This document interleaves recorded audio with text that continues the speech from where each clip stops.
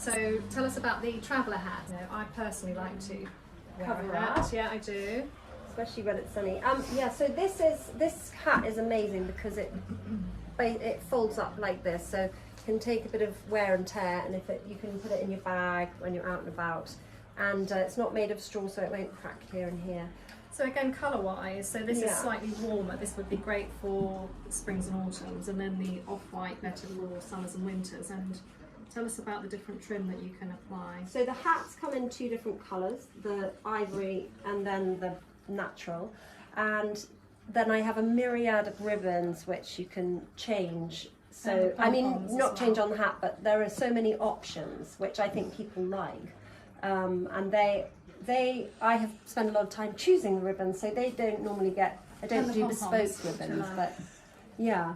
And then there's also a straw one as well, which is quite fun, which is quite boho. Lovely. But this one, you know, this is so smart. You can wear this to the tennis. You know, someone's actually even wearing it to Ascot this year because Goodwood, the races, and then it's just for every day as well. Brilliant. It's really good. I definitely want one of these ones. And 4 sizes: small, medium, large, and extra large.